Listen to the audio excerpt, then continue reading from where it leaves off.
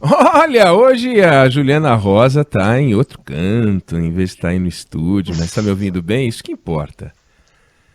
Oi, Neg. Boa tarde para você, para Carla, todo mundo que acompanha a gente. Hoje eu estou em casa porque essa CPI está mudando muito a nossa rotina, né? A vida, as expectativas para o futuro, né? Tudo, né?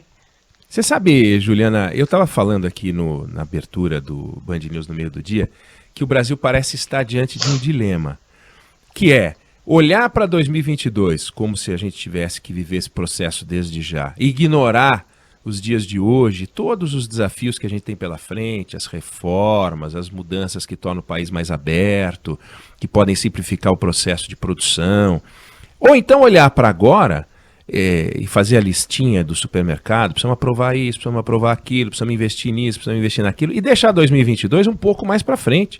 Pô, gravidez, que é um processo lento, dura 9 meses. A gente tá criando um processo eleitoral que começou em 2018 e não acabou e vai acabar em 2022. Será que a gente não está fazendo uma aposta perigosa e abrindo mão daquilo que a economia pede, precisa, que o mundo dos negócios pede, precisa, que é o senso de urgência? Porque o que está acontecendo, Neg? Eles estão misturando as coisas. Assim, uma coisa é a urgência de tomar medidas populistas que agradem a população, medidas que a população de mais baixa renda gosta. Isso é importante, é óbvio, para quem está com dificuldade, para quem está ali nas camadas mais baixas da sociedade. Mas você fazer as coisas a toque de caixa, você acaba deixando de fora uma série de mudanças importantes que você deve fazer para compensar esses benefícios, né? Então, a discussão da reforma tributária está uma confusão, porque o governo enviou uma proposta de reforma tributária e quem é pequeno empresário, está aqui acompanhando a gente, pensa o seguinte, bom, falou em reforma tributária, primeira coisa que a gente gostaria é que tivesse menos impostos, né? A carga tributária fosse menor, porque a gente sabe que no Brasil o governo brasileiro é sócio da nossa empresa, né? Se a gente tem uma empresa. Mas não vai acontecer isso porque o país está com uma dificuldade enorme, né, financeira, das contas públicas, e aí a segunda coisa que a gente pensa de reforma tributária é o quê? Simplificar impostos. Só que o que a gente está vendo nesse momento é nada de simplificação. Está muito confuso o negócio, está muito distorcido, a discussão está muito distorcida. Eu estava aqui conversando agora há pouco com um dos maiores especialistas aí nesse assunto tributário, que é o Bernard Api, e ele estava me dizendo que realmente quando o governo fala em aumentar aquele limite de isenção do pagamento do imposto de renda para a pessoa física. É bom porque quem está nas camadas mais baixas vai ter a isenção do pagamento do imposto de renda. Você está preservando ali os mais pobres. Com isso também você vai poder aumentar a Bolsa Família. Para poder dar conta desse aumento aqui de custo, o governo vai tributar mais lucros e dividendos nas empresas. Faz sentido se você pensar, bom, a gente está tirando, né, tá dando para os mais pobres e pedindo para os mais ricos pagarem.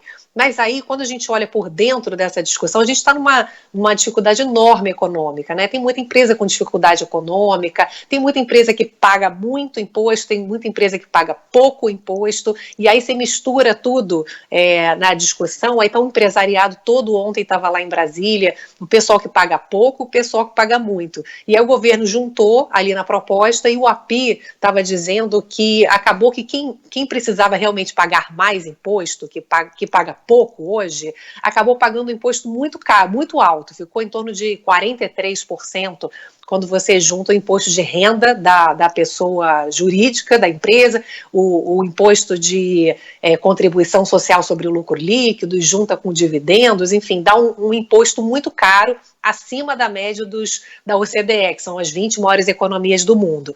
Então, tentando traduzir essa confusão toda aí para vocês, o fato é que a gente está gerando, nesse momento, uma discussão que é uma discussão que precisa ser feita, claro, sobre redistribuição de tributos, né, no país, só que o clima eleitoral atropelando, né, essa discussão.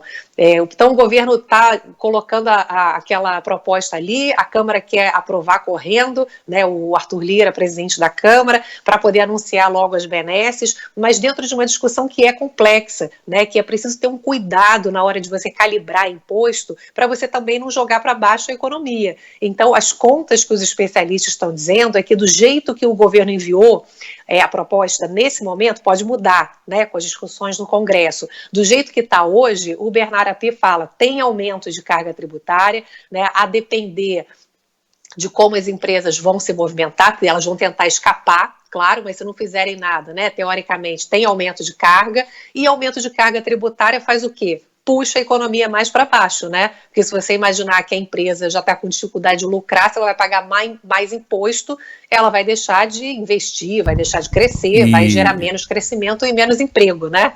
Não, e lembrando que quando a gente fala do lucro das empresas, a gente está falando de emprego, né? Porque, ou bem ou mal, se uma empresa não consegue expandir os seus negócios, ela também não vai produzir mais, ela não vai conseguir investir em produtividade, ela não vai conseguir contratar, isso vai ter efeito sobre a educação, sobre investimento em ensino, é tudo, é um emaranhado. Não é à toa que hoje o único pedaço do Brasil, e a gente conversou sobre isso essa semana, que vai bem, é o Brasil que exporta, né? É o Brasil que está encontrando hoje um dólar atraente para exportar, e esse são 30 e poucos % do PIB, mas que geram 3% dos empregos. E todos os outros empregos são sempre nos setores mais improdutivos. E se começa com esse negócio de tributo, o lucro ele tem que parar de ser observado como algo a ser punido.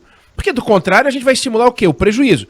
É aquilo. A gente protege a pequena empresa e protege o prejuízo. Então, nós vamos ter um país de pequenas empresas que perdem dinheiro. Nós não vamos ter um país de empresas maiores que ganham dinheiro.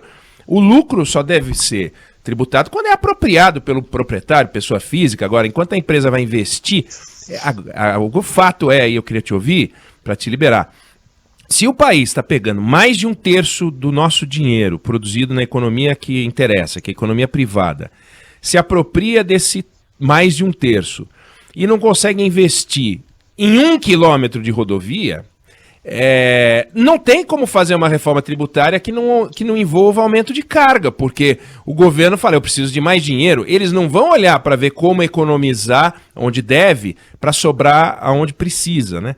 Então essa distorção, eles fazem a reforma tributária antes de fazer a reforma administrativa, é meio pirado, não é não?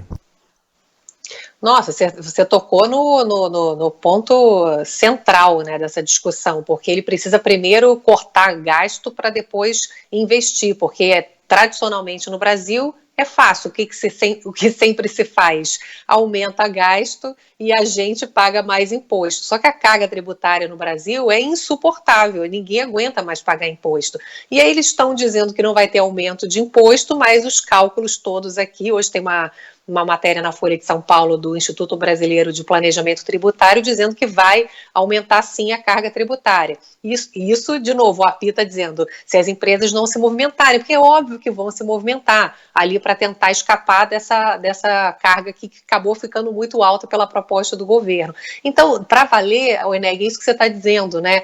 É que é óbvio que a gente precisa de reformas, e reformas sérias. Então, é preciso sentar, fazer um negócio de uma forma realmente pragmática, né? Elencar aquilo que a gente precisa fazer e não fazer as coisas a toque de caixa com fins eleitoreiros. Então, claramente está sendo atropelada essa agenda, que é uma agenda importantíssima, tributária, administrativa, mas num ambiente político muito conturbado. Então, não tem clima para poder ter uma discussão ali séria, né, com tempo para se fazer isso, que precisa acontecer. Então, a preocupação que eu vejo aqui, acompanhando os especialistas e que a discussão do empresariado aqui dentro dessa briga aí, da onde que vai puxar, da onde que não vai, né, aquele cobertor curto, é que o governo não está conseguindo fazer uma reforma no sentido amplo da palavra, né, que é uma reforma realmente para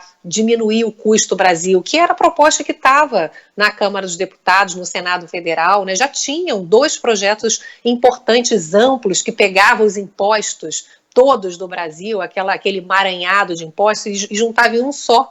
então você só tinha que pagar um imposto. Então era uma simplificação que tinha um potencial de aumentar o crescimento econômico gigantesco, em torno de 15 pontos percentuais do nosso PIB aí nos próximos 10 anos. É uma coisa absurda, porque é realmente a carga, o sistema tributário é tão complexo, tão difícil de entender, que ele te tira não só dinheiro, mas te tira tempo. Então, você imagina, a gente tinha um projeto para simplificar, e aí eles estão tentando fazer uns puxadinhos que tem alguns méritos, óbvio, né, que como eu estou dizendo, a questão tributária é uma coisa séria e precisa ser mexida, mas é tudo tão corrido e a toque de caixa que até agora os próprios especialistas não estão conseguindo entender se, no final das contas, o que vai sair aí do Congresso é uma mudança tributária que vai melhorar a economia, né, para valer. Não vai, assim, o que a gente tem aqui de projeção até agora, pelo menos do que está no papel,